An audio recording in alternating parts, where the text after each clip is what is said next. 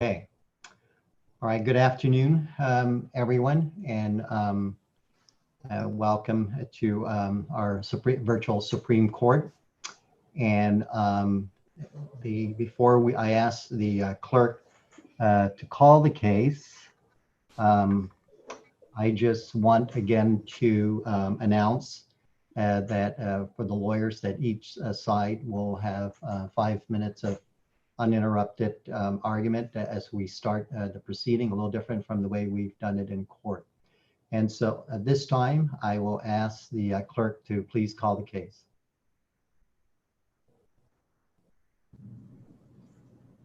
This is Supreme Court case number CRA19-004 in the name of the people of Guam, plaintiff appellee versus Danilo, Santos, Morales, defendant, appellant.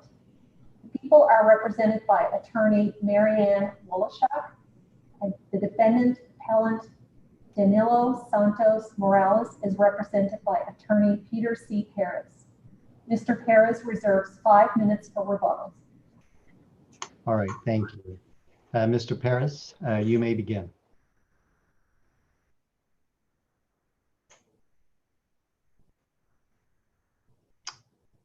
You're okay. Good afternoon, Justice Merriman, Justice Torres, Chief Justice Carbolito, and may it please the court.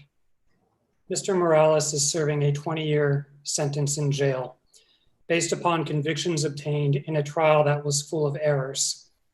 We allege multiple errors at the trial level, including the victim in this case was permitted to testify, although the record does not show that she was competent. The court erred in having the victim testify by closed circuit television in violation of Mr. Morales's confrontation rights and without satisfying the factors set forth by the Guam Rules of Evidence and case law. The court erred in admitting pervasive hearsay, multiple hearsay, and hearsay within hearsay. And the evidence in this case was insufficient to support the convictions for which Mr. Morales was sentenced.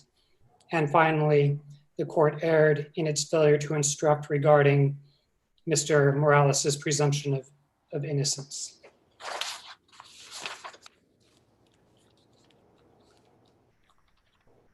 On the first issue, the court allowed the victim to present testimony by closed circuit television, and this was error. Under the Guam Rules of Evidence 804.1a, a trial court can, in cases involving physical, sexual, or mental abuse of a child, order that the testimony be taken outside the courtroom and shown in the courtroom by means of closed circuit television. Under the Supreme Court case of People versus Callahan, there are 3 factors that must be satisfied. 1, that the child will suffer serious emotional distress. 2, as a result of the defendant's presence. 3, resulting in the child's inability to reasonably communicate. In this case, the court held an evidentiary hearing to determine whether or not these factors were satisfied. The people presented one witness, Dr. Lily Perez, a behavioral health provider, as a witness.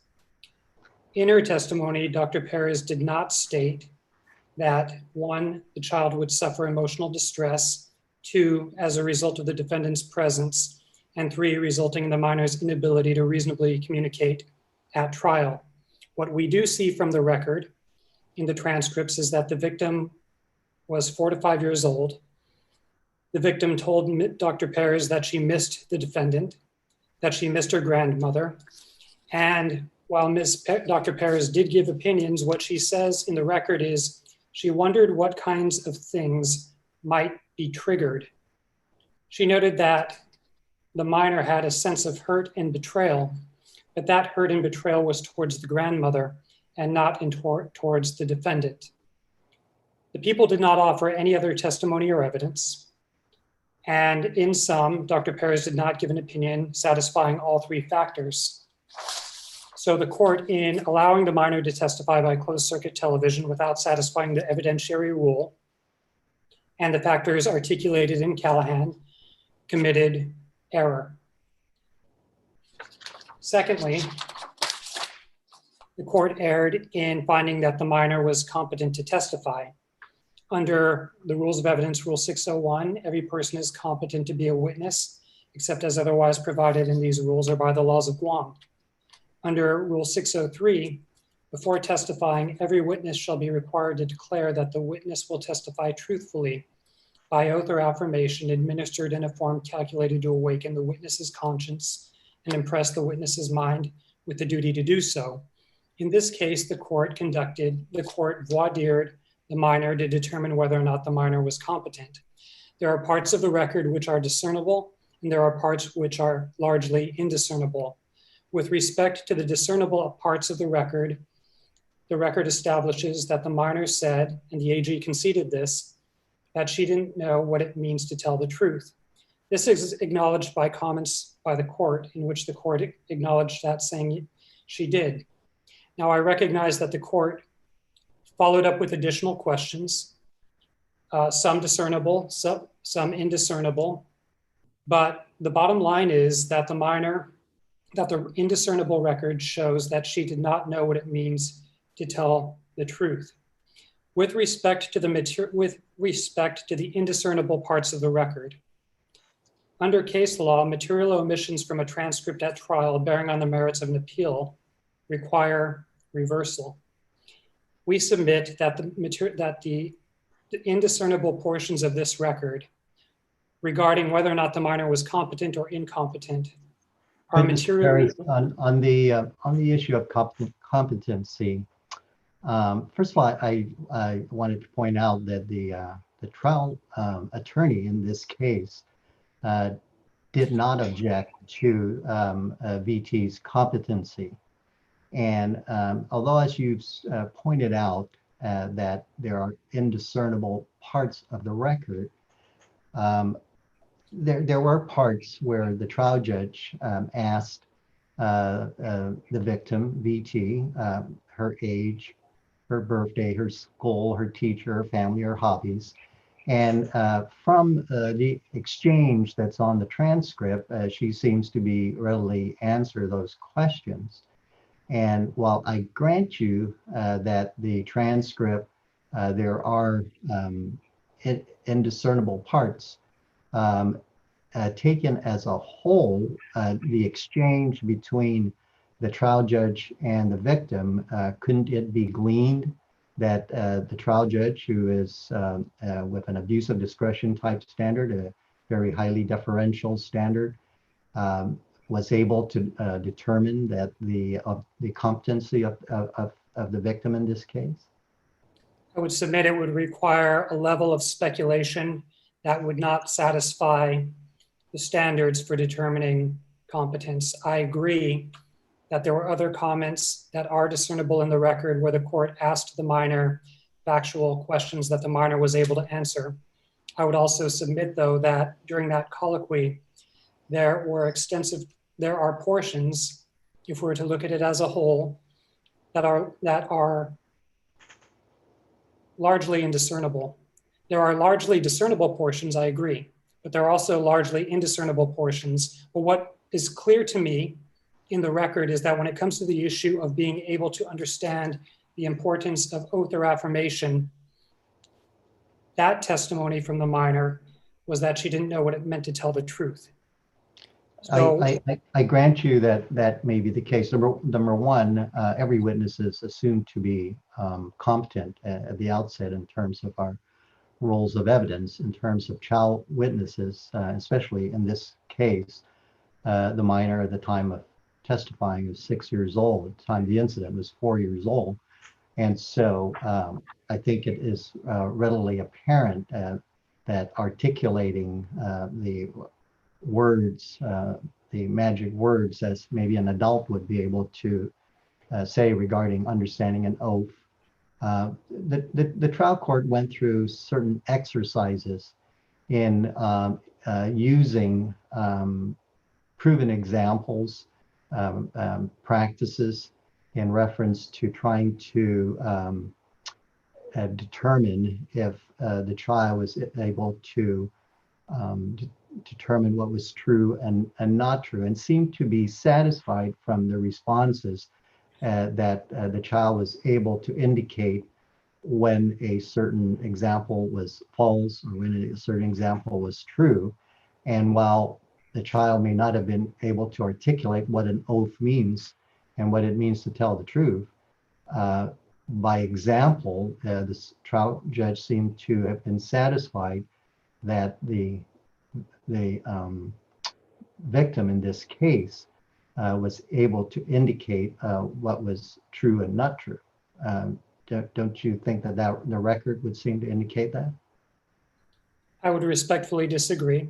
And when I review the record, while I recognize that the trial court asked the minor numerous questions which the minor was able to answer, the most fundamental question with respect to the issue, especially in a case where you don't need corroborative evidence to convict, when you can rely entirely on a victim witness.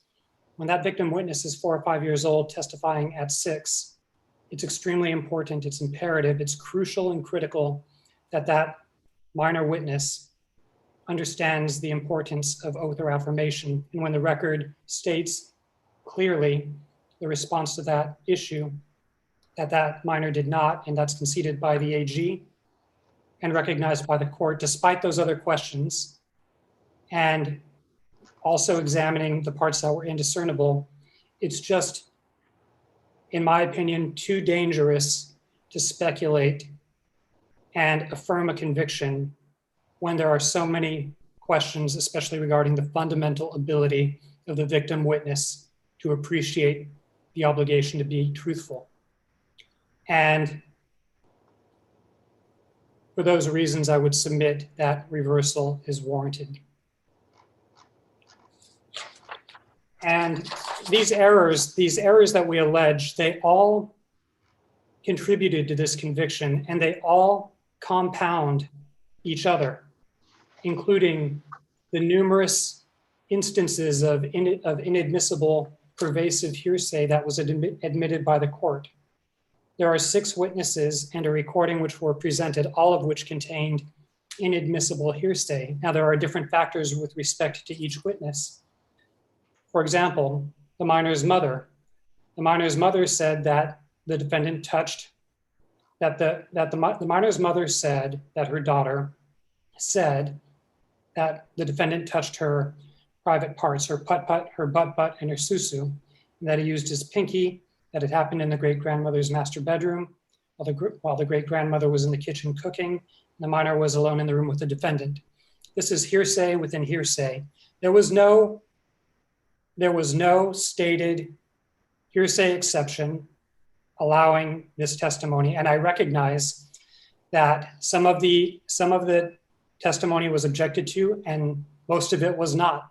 The minor's mother's testimony, for example, was not objected to, which leads us to a different standard of review. There's also the recording of the minor's statement. No hearsay exception was stated. I recognize that there's the argument that this was permitted in response to the defense opening the door regarding the police maybe not thinking that the implication that the recording was not important to the police, so it had to be presented. But there was no hearsay exception articulated allowing this to come in. The recording was not authenticated. And there are the factors in People versus Tatao, where there are 5 factors that this court has stated would apply to video recordings. It wasn't dealing with a specific audio recording, but I would submit those 5 factors would apply equally to authentication of an audio recording. So not finding an exception or basis for admissibility or authentication is error. And even if this was admissible, and even if the door was opened, I think the court still should have done a Rule 403 balancing test to determine whether or not the potential prejudice outweighed the probative value of this evidence. There was also the minor's father. That came in. No hearsay exception was stated. And the minor's father said that the victim said that the defendant was touching her in places that he should never have touched her, and that the defendant touched her on the chest and near her butt. Then there were the GPD officers. There were 2. No but hearsay before you go on to the other testimony, when the testimony itself of the victim, at least in reference to the second degree CSC, where she testified in court in reference to where the defendant touched her, that in itself, in a highly deferential, again, standard in reference to the sufficiency of the evidence, where the evidence is viewed and most favorable to the prosecution, that in itself would be sufficient to uphold the jury verdict, at least in reference to the second-degree CSC charges. Problem, Your Honor, is that each of these errors, as I mentioned, they compound each other. So we take the testimony of the victim saying there was sexual conduct, as you mentioned. Well, what are the circumstances regarding this minor's testimony? One, there's an issue regarding whether this minor was competent to testify at all. So that would need to be resolved. Secondly, let's assume for purposes of this discussion that the minor was competent to testify. Okay, then there's also the issue with respect to whether the minor testifying by closed circuit television regarding these substantive statements deprived Mr. Morales of his confrontation rights and, compliance with the rules of criminal procedure and or evidentiary rules. So those two issues, I think, would need to be satisfied before we get to that. In answer to your let me ask a question about that the confrontational clause issue, Mr. Perez. Defendants can waive their constitutional rights, including the right to confront the witnesses against them as protected by the Sixth Amendment. And in this case, there was clearly a discussion with counsel, and counsel did not object to going forward with the video closed circuit testimony of the minor. And in Callahan, which is our precedent on this matter, we found that in that case, it was a structural error because the defendant himself was not permitted to observe the minor testify, and his presence was outside. He was directed to a location outside the presence of the jury. But here, the defendant was in the courtroom. The defendant did not object to having the testimony be submitted by a closed circuit TV. So has he not waived then his constitutional right to confront the witness under the Sixth Amendment? Courts, including our court, have been very cautious about finding waivers of constitutional rights that are of a constitutional magnitude.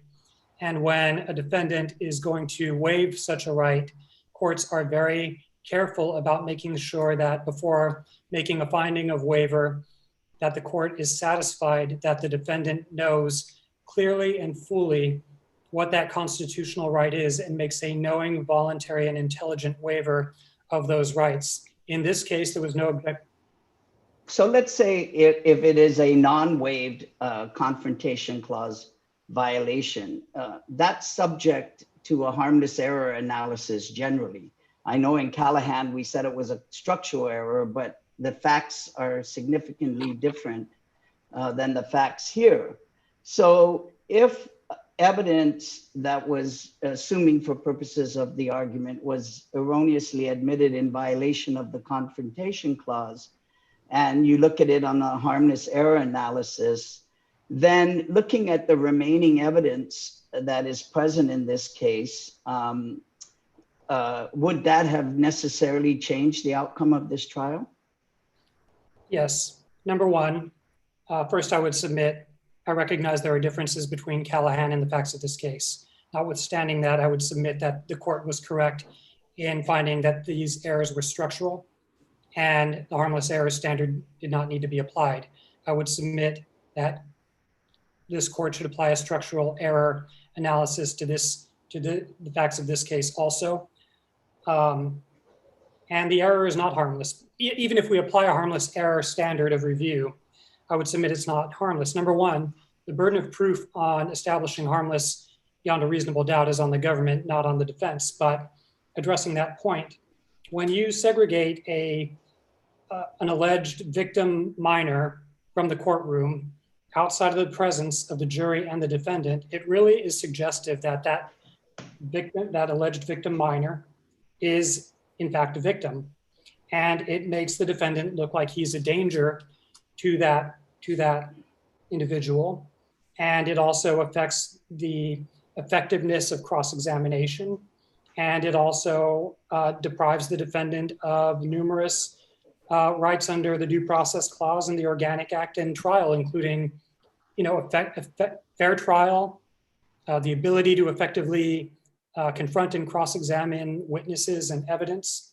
So I would submit that it was not harmless if we apply that standard. And if we look at what the weight of the evidence was in this case, there was not overwhelming evidence supporting conviction.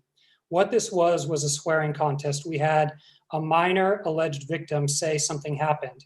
Then we had 6 other witnesses make hearsay statements regarding the minor's alleged statements to a jury.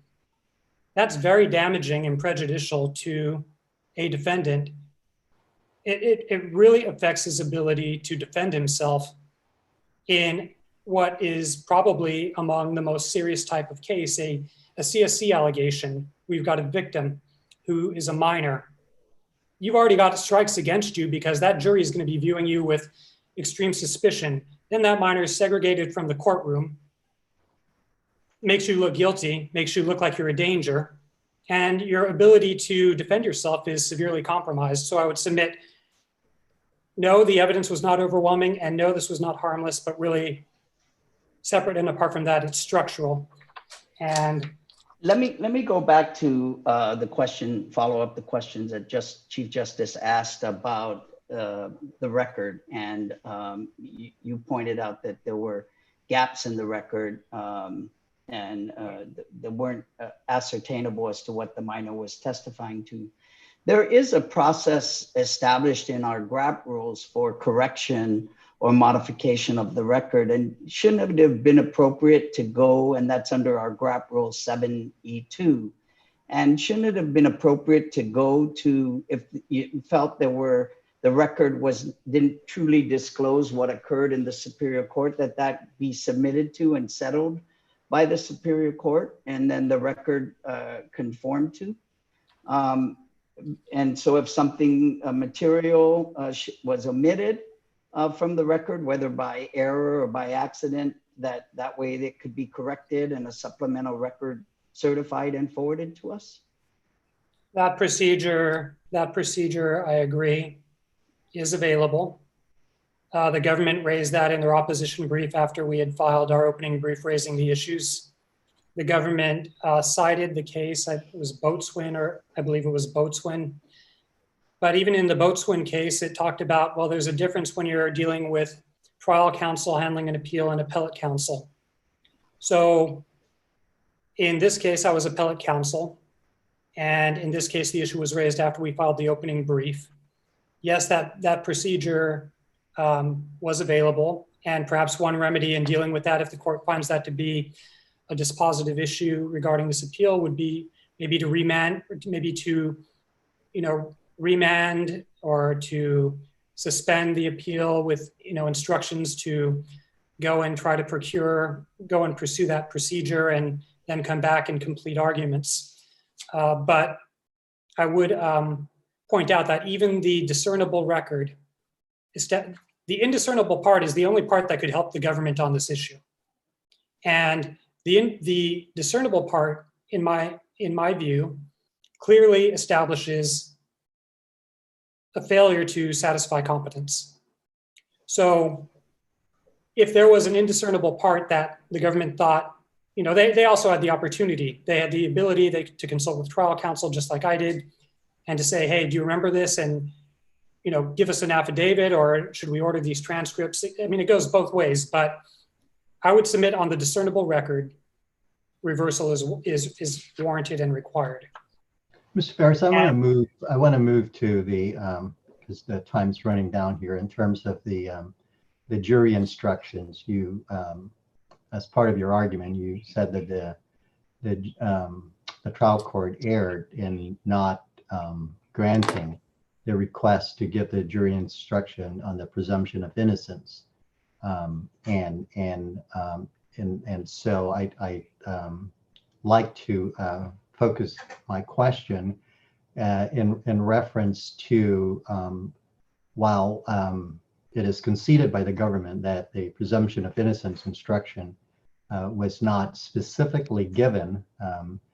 What the trial court did was, number one, to track the Guam statute in reference to the beyond a reasonable doubt part of the instruction. The counsel pointed out the difference between the California statute and the Guam statute, and that Guam intentionally, it appears, did not adopt the first part of the presumption of innocence instruction. But when we look at the instructions as a whole, and we see that there it's very clear that the court, when it started with jury instruction 2A in reference to the statute and the burden of proof and reasonable doubt, instruction 2B, and at each of these instructions, as well as a few more, it makes it very clear that the burden of proof is with the government to prove beyond a reasonable doubt each element. And I think also the consideration of jury instruction 3H, although it had to do with improper considerations, the last sentence of that instruction said all persons are entitled to the presumption of innocence, and the people have the same burden of proof as to all persons. So when you look at the instructions as a whole, wasn't it clear that in terms of what the burden of proof was in this case, and that the government had the burden of proof to prove beyond a reasonable doubt each and every element of the case, and just because the trial judge did not grant the defense counsel's request to give a separate presumption of innocence, that doesn't make the trial, at least as far as the jury instructions argument, unfair. Respectfully, no. And I refer the court to its prior decision in People versus Cox, evidentiary presumptions which was citing the US Supreme Court. Evidentiary presumptions that have the effect of relieving the prosecution of its burden of persuasion beyond a reasonable doubt of every essential element of a crime are prohibited as a violation of the Due Process Clause. In this case, the presumption of innocence in instructions to the jury was never defined. The definition was omitted from 2A regarding burden of proof. It was omitted from 2B regarding elements, and it was buried in 3H regarding as a passing reference. These cases are very, very dangerous. Being accused of CSC by a child and having to defend yourself before a jury is very difficult, and a jury is going to be inclined to believe a child and to vilify automatically a defendant. And it is particularly important that in having a trial, that a defendant, that their rights are protected very carefully. And when a jury is not advised about, with specificity regarding these presumptions of innocence, which alone can result in acquittal of a defendant without anything more, then the defendant is deprived of due process. So I agree, you look at the instructions as a whole, and this court has made that finding in other cases. But even when you do that in this case, there's only a passing reference to the government's burden, and rather regarding the presumption of innocence. So no, I think this is error, and I think it's bad error, and I think that this requires reversal. And as I argued earlier, you know, when you look at the weight of evidence, this was not a case of overwhelming evidence against the defendant. It was a child victim saying something happened, and then that was being reiterated and elaborated and you know, multiplied through 6 witnesses who don't have any personal knowledge regarding whether anything happened or not, but said it did, and said it did with detail. And the defendant was not able to cross-examine this or challenge this because it's coming from its multiple hearsay. And when you add all of these different errors together, you've got a resulting unfair processes. You've got a denial of a fair trial. And this case needs to be reversed, and there needs to be a new trial with proper instructions and with a clear record of competence and testimony by closed circuit television and scrutiny regarding whether or not pervasive inadmissible hearsay should come in and whether or not the evidence really supported the convictions. This is, in my opinion, this case particularly requires reversal. And I addressed the issue of sufficiency of the evidence in my brief, and I've got 1 minute left, so I would probably just submit very quickly that the evidence in this case did not establish penetration or contact when you look at the evidence. And I know the court may say, well, the victim said it happened, but that's a victim whose competence is questionable and who was not properly confronted or cross-examined because she was in another room. Now, if there's no questions, I would reserve my 37 seconds. All right. Thank you, Mr. Paris. Thank you. Ms. Wallace-Shuck, you may begin.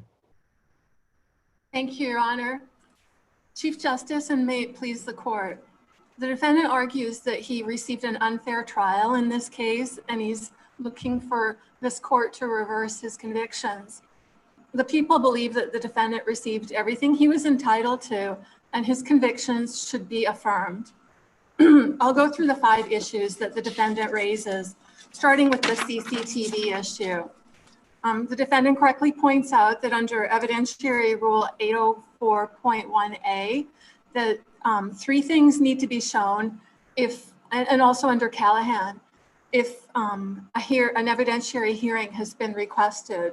In this case, I asked the prosecutor, and it turns out it was the prosecutor who asked for this evidentiary hearing.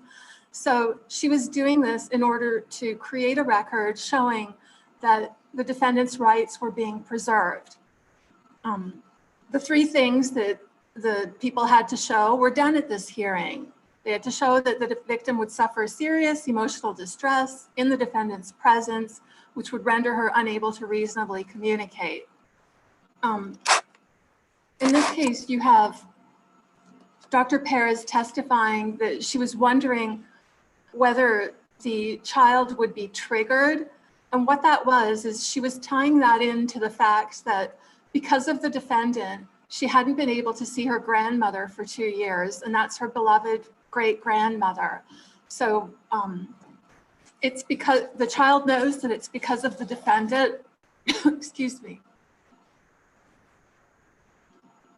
The child knows that it was because of the defendant, and that she also is very uncommunicative when it comes to talking about this incident. Dr. Perez testified that it took a long time for the child to open up to her and talk about what had happened.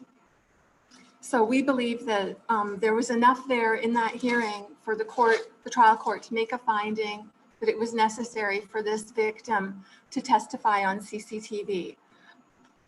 As for due process, as to this issue, the defendant had a notice and an opportunity to be heard, and he was able to cross-examine Dr. Perez if he wanted to. So there was no due process violation. There's no confrontation clause violation because the victim appeared on video and the defendant was able to cross-examine her if he wanted to. He's the one who chose not to. The people were able to question the victim, and the victim was able to answer questions. You know, the one thing that Dr. Perez didn't do in this case is she didn't use specifically the words that are used in the statute or the rule. But if Dr. Perez had done that, then we would be facing the defense arguing that the witness has been coached. So I think in this case, we did everything we needed to in order to meet our burden and have the evidence presented in this way. As for the minor's competence, we believe that the defendant is mischaracterizing what the prosecutor said about the victim not knowing the difference between the truth and the lie. If you look at the part of the record where that happens, what the prosecutor was pointing out is that the victim gave a strange answer. I think she called it a weird answer because of the way the trial court asked the question. So after that, the trial court, you can see in the record that the trial court asked the victim, do you know the difference between a truth and a lie? Yes, okay, we'll go forward. So there's enough preserved in that record for that trial court and for this court to find that the trial court made a proper ruling and found the victim competent to testify. Also, as we pointed out, the prosecutor at the start of the victim's testimony had the victim testify. She knows the difference between the truth and the lie, and she promises to tell the truth. As for the jury instruction, all necessary jury instructions were given at the end of trial. The jury was properly instructed on reasonable doubt, burden of proof, and there was a presumption of innocence instruction included in instruction 3H. If possible, you know, all of the Superior Court judges basically go through the same training and they use the same practices when they select a jury. And normally what happens is at the beginning, they will talk about the presumption of innocence when a jury is being selected, when the jury finally is selected and trial is about to start.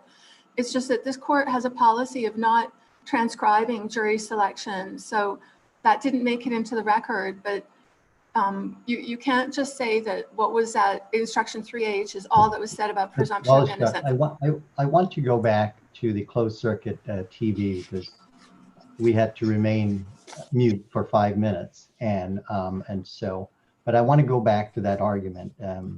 Mr. Perez argues rather forcefully, and that the trial judge knew the standards, the prosecutor knew the standards, Ms. Perez knew the standards.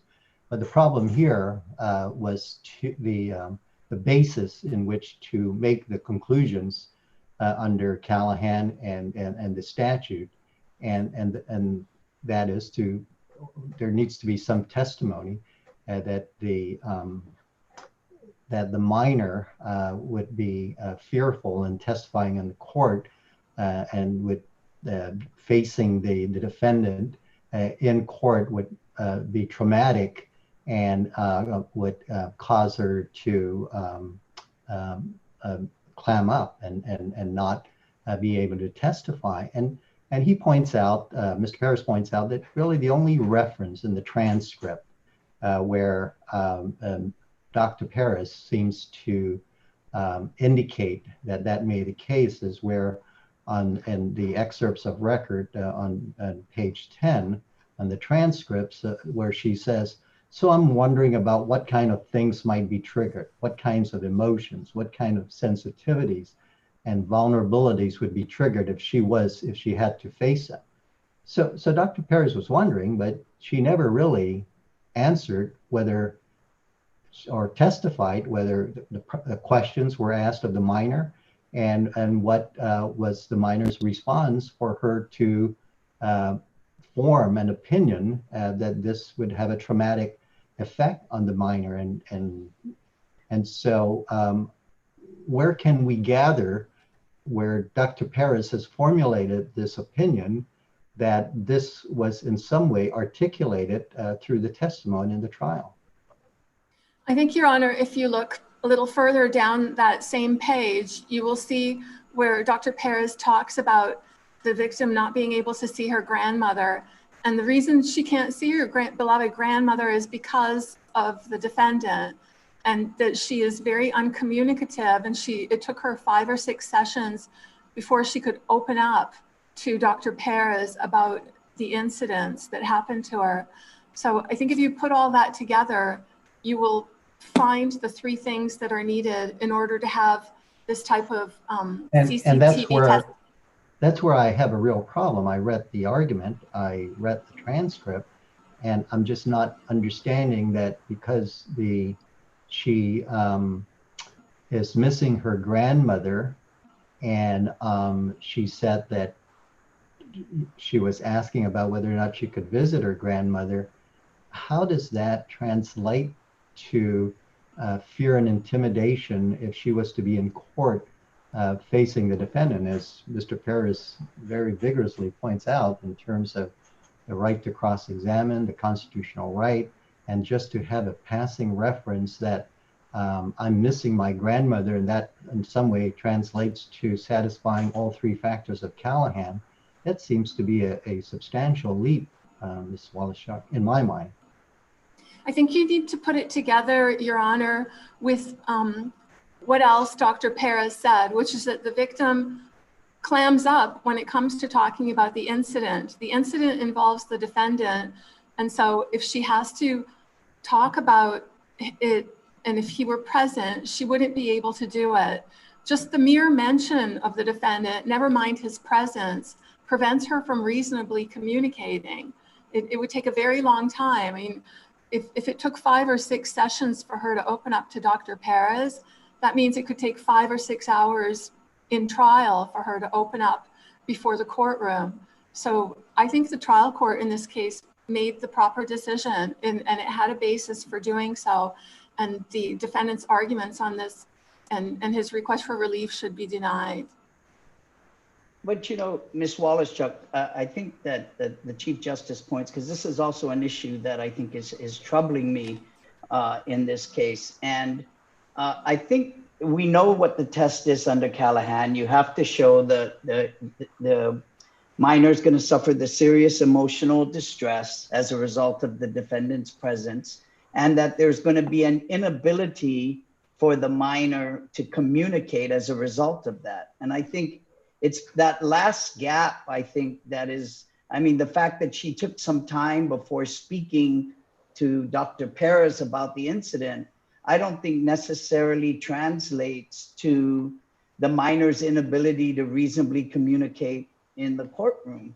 And in fact, if you look at the transcript later on, the prosecutor, in fact, acknowledges that she had talked to the minor about potentially having to testify in the courtroom. And I'll refer you to excerpts of record 17. And she mentioned that, you know, that there's this person, she's called a judge, you might have to sit in this chair and you might have to be in the courtroom. And they showed her that in case they couldn't get the CCTV testimony acknowledged. So I think there was some gap in putting forth and satisfying the tests that we set out in Callahan. And so if that is the case, I mean, I asked the question of Mr. Perez, well, you know, could a defendant waive their constitutional right, including the right to confront the witness? And here there was no objection by defense counsel to proceeding with the CCTV testimony. And so Mr. Perez argues that we should treat it as a structural error and not under the harmless error standard for evaluating the waiver of the rights. And even if we say, well, it wasn't a valid intentional waiver, a non-waived confrontation clause is subject to a harmless error analysis. So I want you to maybe shift gears from, you know, was there error here in terms of the confrontation clause, and focus on our standard of whether we should evaluate that error under a harmless or structural error. And then under either test, obvious structural error would require reversal and remand, but a harmless error test may not necessarily reach the same result. So I want you to talk about what evidence would be available to support the conviction if a harmless error analysis applied. Yes, Your Honor. I think that when it comes to structural error, the defendant's argument on that basis also relies on there being pervasive errors throughout the trial. So he's not just basing it on the confrontation clause issue, but also on all the other things that happened. And we believe that if there was an error, it's harmless, and that's what this court should find. I want you, Ms. Wallachuk, I mean, when we talk about the evidence, we have the two categories of charges. One is the first degree CSC, and then we have the second degree. I think first degree CSC, which is a very serious charge and where I have real problems in this case, that maybe you need to focus at first in terms of the evidence regarding penetration. And the arguments that Mr. Perez points out, that when everything is said and done, the only testimony that that is left, setting aside the competency of the minor, is the testimony of the minor, and where is it that she testified as to penetration? Yes, Your Honor. So the minor did not testify as to penetration. That evidence came in through a recording that the mother made of the victim telling her what had happened. It's the defendant who opened the door to that evidence being admitted at trial in the first place. So that evidence is there, whether the minor testified or not. And that recording contains improper touching of her breast and penetration of her vagina. I would concede that if we don't have the minor's testimony, we don't have anything about her being touched other places, because that's what she testified to. You mean the recording? Is that correct? Yes. You mean if the recording is number one, inadmissible because of the hearsay, or number two, even if it is admissible and it's only be used for impeachment purposes and not as to the substantive evidence in reference, it cannot be used for its substantive effect, then there would be no evidence of penetration. Would that be correct? Yes, that's right, Your Honor. But we believe that the recording can be used as substantive evidence because the defendant is the one who brought it up in the first place. The people had no intention of introducing that recording, and then the defendant asked the mother about it and made it sound like the police wouldn't need to use it because it was not a good piece of evidence. So he's the one who opened the door to the people being able to bring it up and bring it into evidence and show that it was not, you know, a not useful piece of evidence.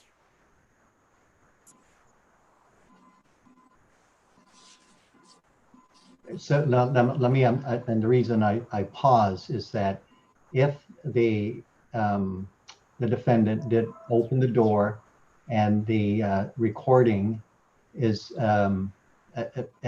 admitted for purposes though of it still would be hearsay in reference to an out-of-court statement, and if it goes to impeachment purposes, the credibility of the minor, then wouldn't it be just used for impeachment purposes and not for the substantive? Because you still don't get around the hearsay element of the recording. Your Honor, I don't believe that's why that piece of evidence came in. It wasn't for impeachment or for prior consistent statements of the victim. It was because the defendant made it sound like it was a non-useful piece of evidence.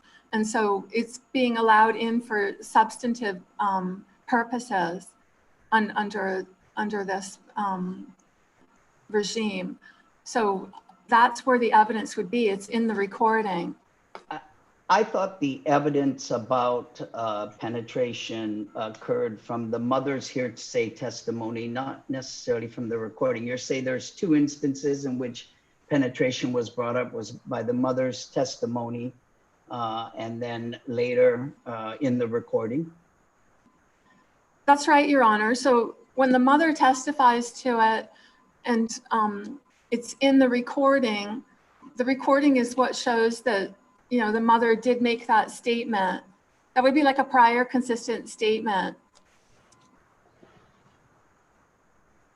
Now, when the statement, I mean, putting aside the recording and the defendant opening the door to admitting the recording, when the mother testified about the penetration, what would be the basis for admitting that on the mother's testimony? I mean, this isn't something that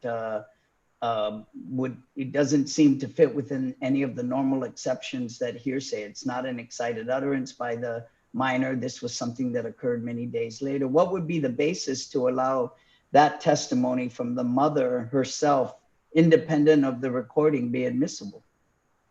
I think it can be shown as the source of the injury because Dr. Fojas testified as to the injury to the minor, and it's consistent with what the mother said. So you say would fit as to the effect it had on the mother for seeking services for the child?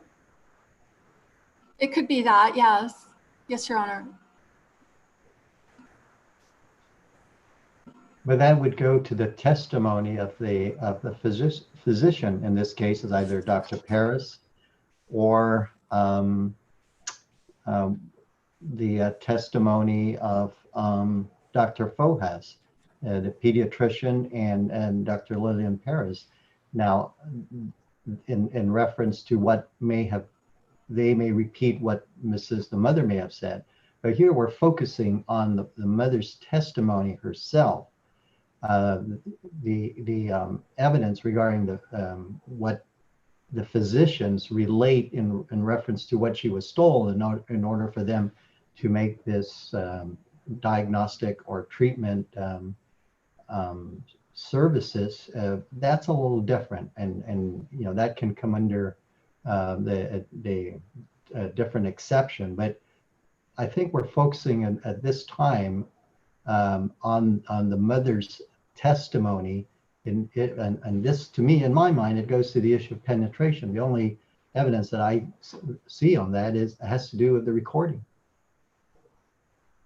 Yes, Your Honor. The recording is important for that reason, and it's something that the jury can hear, and they hear from the victim, so they know what she sounds like, so they know it's her on the recording, and then the mother testified to how she made the recording.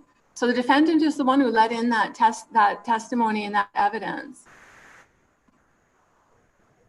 I understand, and I think I just need to sort out that if the defendant did open the door, and the argument is that the contention is this is not an important, there's nothing important in the recording because no one wanted to hear it. It was what defense counsel was saying.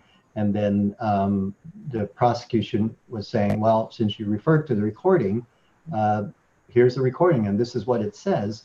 But it still goes to, it's an out-of-court statement, and now it is being offered to prove that what was stated in that recording is the truth. And there were some statements the mother said that when asked the daughter what happened, and there was some testimony about him using his pinky and inserting it in, or going in some way, ending up close to her vagina area. It's not very clear, but that's the argument, that's the testimony that supports the penetration. But to me, when you back up a bit, it is the fact that, yes, this is an important piece of evidence, and that it maybe goes to corroborate what the minor is saying about the incident as a whole, in reference to that there was some sexual touching, but it then goes to her credibility. I'm having problems making the leap that now, because there as the defendant opened the door, that and that this recording is important or not important, that now it can be used in reference to what statements may have been said by the minor out of court at that time, to be used in a substantive way, as opposed to that the minor is really possibly telling the truth here. And if that's the case, then it can only be used for impeachment purposes, credibility, prior consistent statement. So I'm missing a step here. So I'm wanting you to help me out in this regard. I guess what we're arguing, Your Honor, is that when the defendant opens the door, any type of inadmissible evidence can then be admitted. And that includes hearsay, which is what this recording would be. And it can be used for substantive purposes. You didn't cite any cases in your brief to support No, Your that. Honor.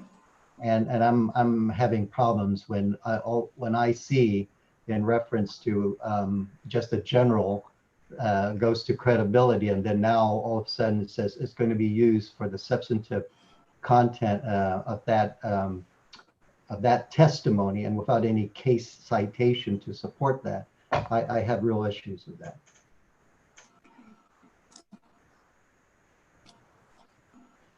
I will continue.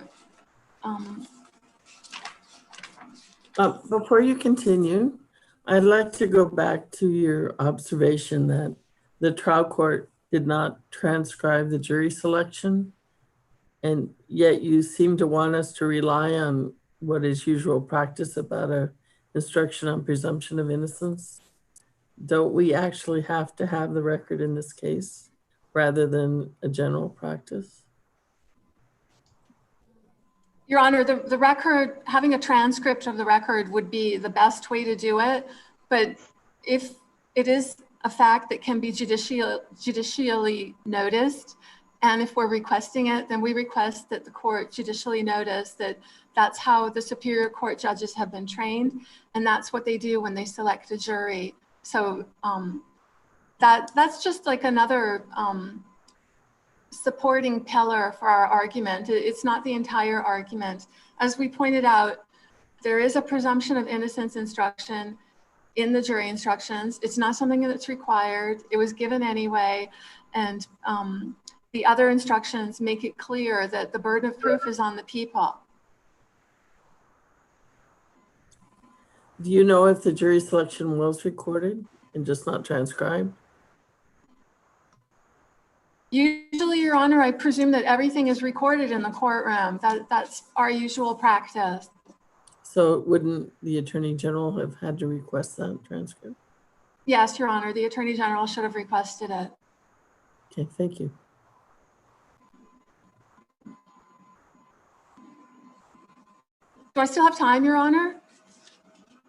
I will address the some of the hearsay. I spoke with the trial attorney and just wanted to point out that the grandmother's testimony, when one of the officers talked about what she told him, that's admissible as a prior inconsistent statement under Evidentiary Rule 613B. The medical exceptions, I think I already mentioned that. That's Evidentiary Rule 8034. And then any of the statements that the victim made, those are non-hearsay under Evidentiary Rule 801D1B and also the Camadou case. So there's not such a pervasive sense of unfairness here as the defendant would have the court believe. And then as to the insufficiency of the those statements, though, Ms. Wallach, would go more towards the second degree CSC in terms of the general touching in the various areas of the victim's parts and the implication that it's for sexual gratification. And so we can't just gloss over that it pertains to both the first degree and the second degree CSC.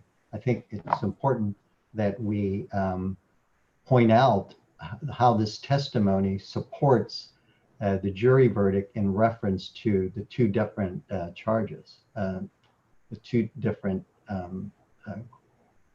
statutory CSC sections. Yes, Your Honor, we agree that those statements, the victim's prior consistent statements, those do go to the second degree CSC. The first degree is only with the mother's testimony and the recording. The victim did not testify to any penetration. So we can't rely on the victim's prior consistent statements for that.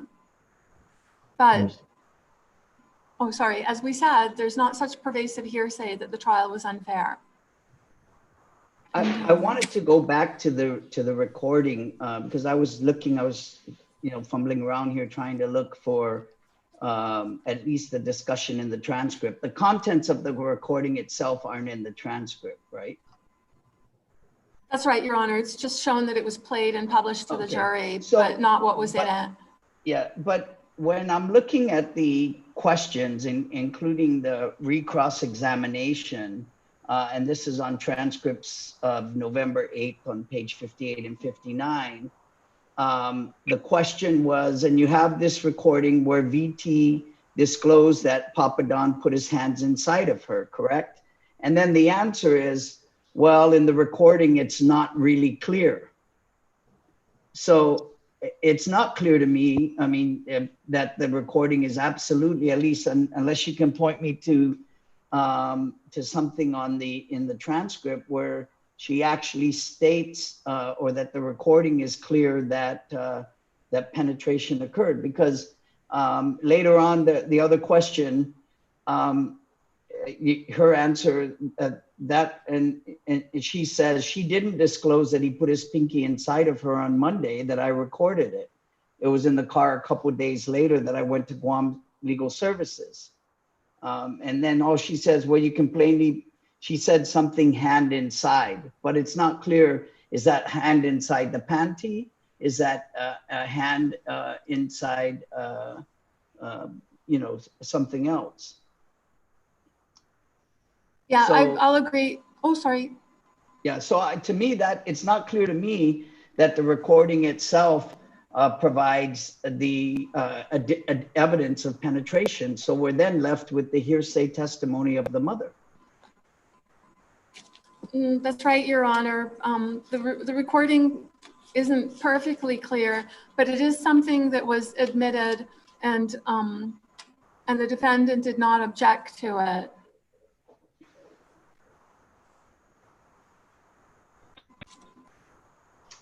All right, looks like your time is up, Ms. Wallace-Chuck. I'll give you 30 seconds just to make concluding remarks. Thank you, Your Honor. In conclusion, we believe that this defendant received a fair trial and his convictions should be affirmed. Thank you. All right, thank you, Ms. Wallace-Chuck. Mr. May I ask some questions? Yes, Justice Merriman.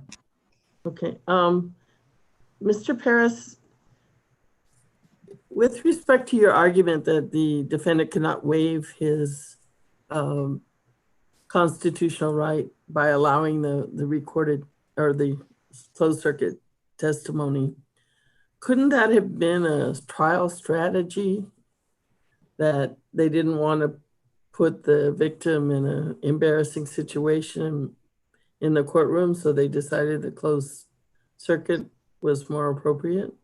And if it was trial strategy, shouldn't that decision of the court stand? It was trial. First, I would submit that the record does not bear out that it was trial strategy. And when we look at the record, it appears that there was a confrontation violation that was for which there is not a clear waiver. If it were a strategy, then I think that the court should have been careful about determining a waiver for whatever reason, whether it was for strategy or otherwise. And let's say that for strategy, they wanted to agree to closed circuit and waive confrontation. The court should have made sure that the defendant understood and knew what the confrontation rights were, and ensured that the record reflected a knowing, voluntary, and intelligent waiver of that important constitutional right. So even if it was strategy, I think the court should have been careful to ensure that the record reflected a proper waiver, a valid waiver. My second question is, you made several arguments about the effect that having testimony by closed circuit would have on the defendant's constitutional rights.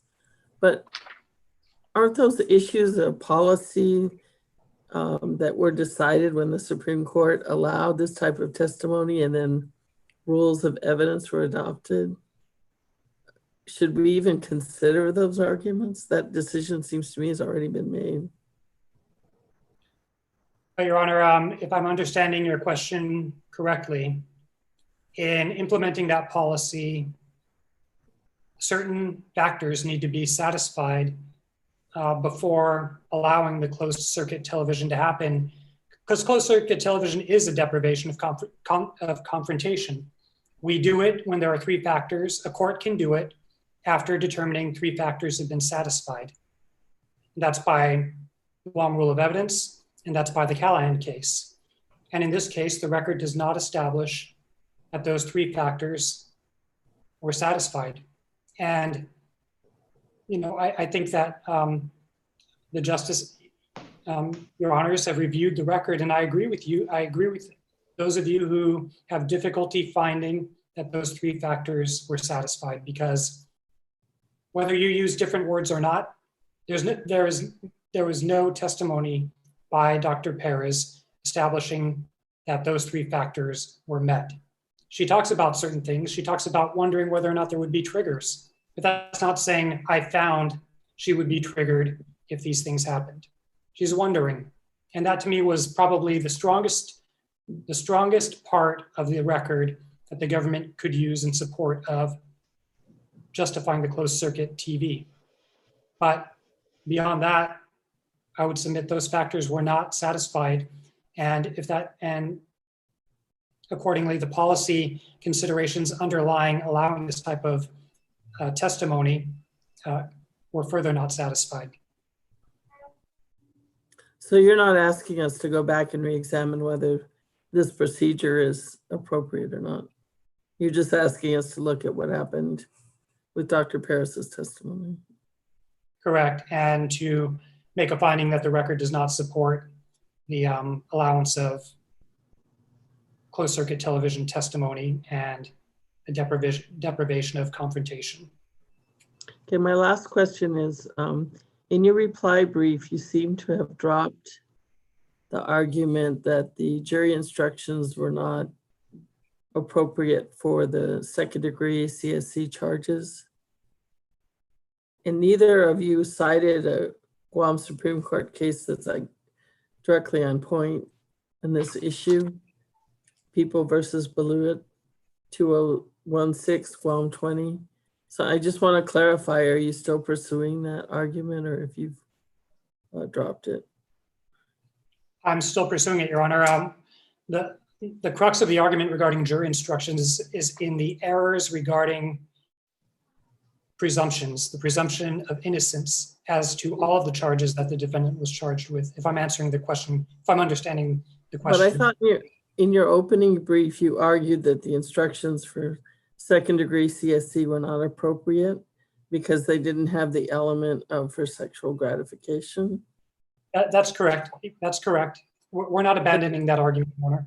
But there is a Guam Supreme Court case on point that you didn't cite. I don't have that on hand right now, Your Honor, so I'm not sure what the proposition was and whether it supports or does not support the argument that we've advanced. I'm assuming I didn't cite it. Okay, it's directly on point. That's why I'm concerned. Okay, thank you. Is that against me, Your Honor? Yes. Directly on point against the argument? Yes. Okay. It's 2016 Guam 20. Neither party cited it. I'm not quite sure why, because it is on point. I don't know whether, Your Honor, whether further briefing on would be appropriate to address that case on point, or whether it's dispositive already based upon what's been presented. But I would certainly, if there's something that's been overlooked, I would certainly like the opportunity to address it. Yeah, well, when in our deliberation, if it's determinative, then and there is a need for a further briefing, we'll give each side the opportunity to do that. And we'll do that after the panel have had the opportunity to consider the arguments that made today. Are there any other questions for councils? All right, I just wanted to remind the councils before we end that a live stream of this oral argument will be posted to the judiciary website shortly after the conclusion of this hearing. There's some period lag time before the video finalizes, and then it'll get uploaded to the website for you to be able to look at it subsequently. All right, so thank you, councils. The court will take this matter under advisement, and the court stands adjourned. Thank you, Your Your Honor. Honor.